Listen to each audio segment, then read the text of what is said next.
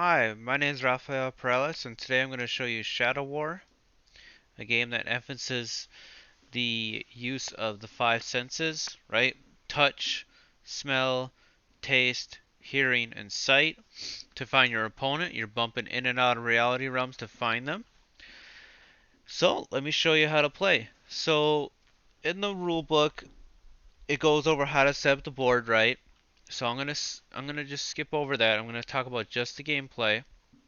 So your board's set up, ready to go. So now what you need to do is you have to deploy your units, right? Your tower is where you score all your points and where your army starts. So FYI, everything in this game is hidden from the opponent. So the red player, right, I can't see anything, including what models they picked, right?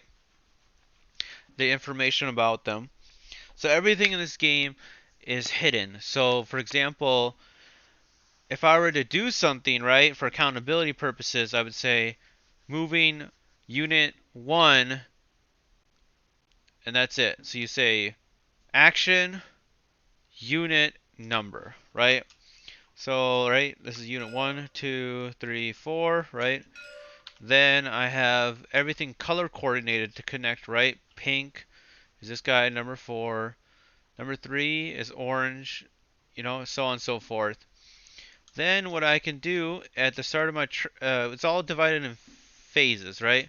So the first round, first turn, right?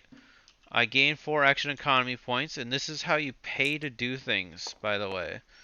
So you start off with 4. Then let's go ahead and move, right? So for example, let's say I move the pink guy, right? From here to here, that's 6 spaces, right?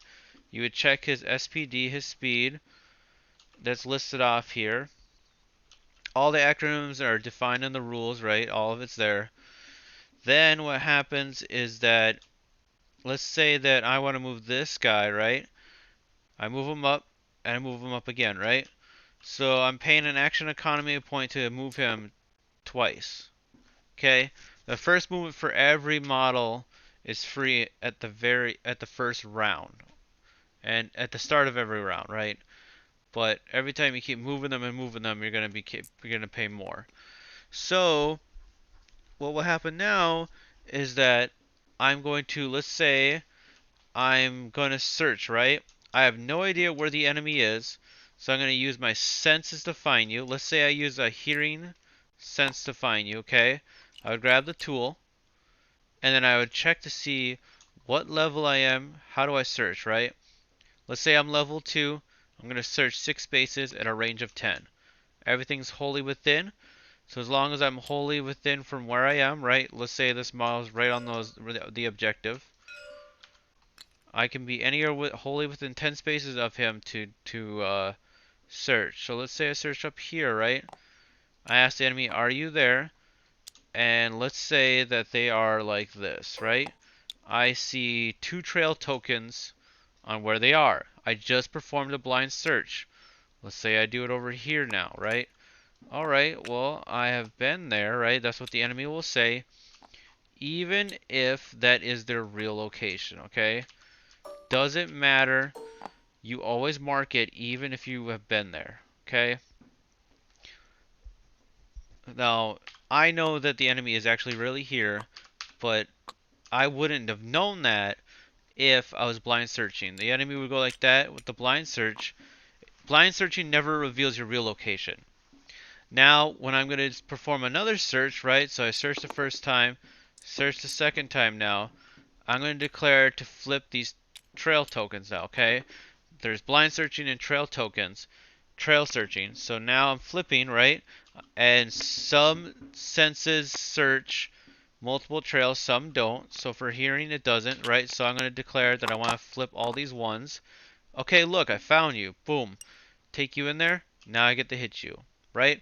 Otherwise, I'm shooting in the dark, and you can attack into the Shadow Realm, but you don't know where they are, right? So this is more efficient to search them out. Now, what you're going to do is that you're going to pull your model out and you're going to battle, right? So what will happen now is that they're going to fight. So let's say that these two models are fighting.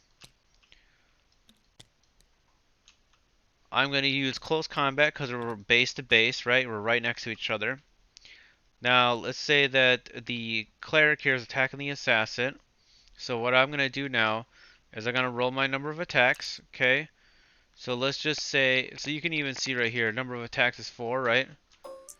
So he's going to roll 4 d20s and see if he hits, okay?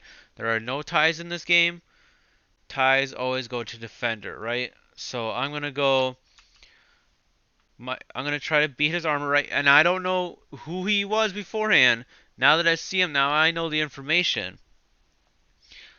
So I'm going to take, the shortcut to this is 12 minus the model attacking's modifier plus 1 to figure out what you need to hit flat on these dice, right?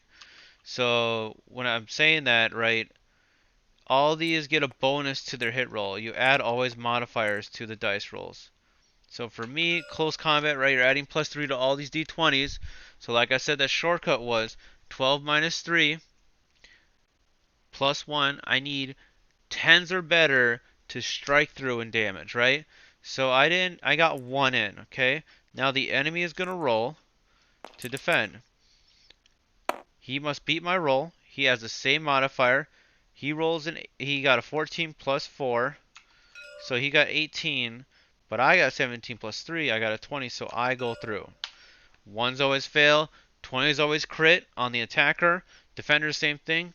1s always fail. 20s always a crit defense. You get to take away their best result. Now at this point, you're going to roll damage dice.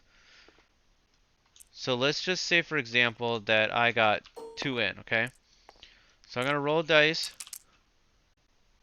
Okay. I got a total of 8.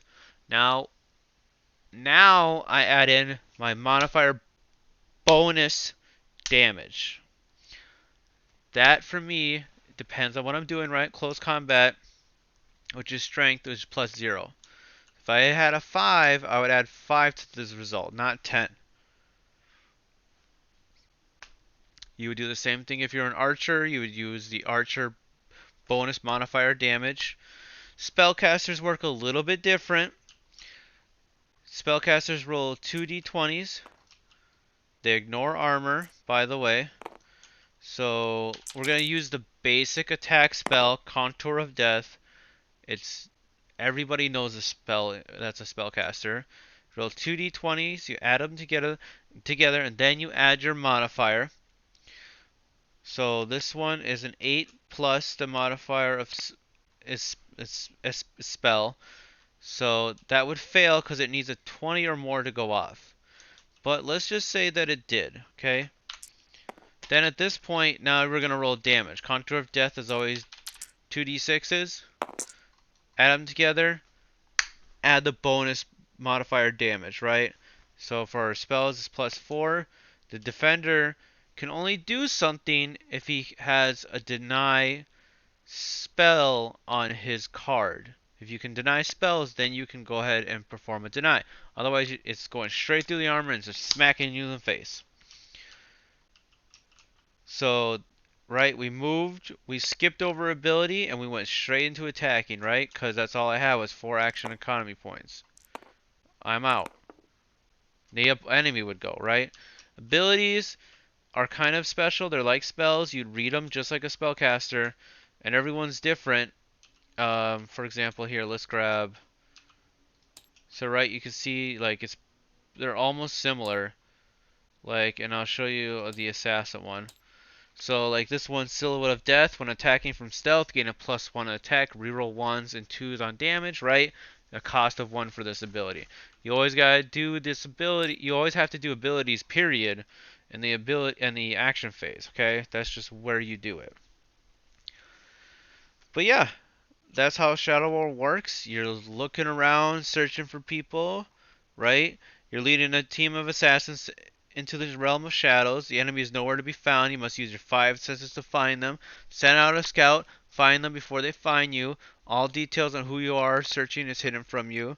When you find the enemy, destroy them with all the strength you got. Thank you for watching, and I hope you enjoy my game.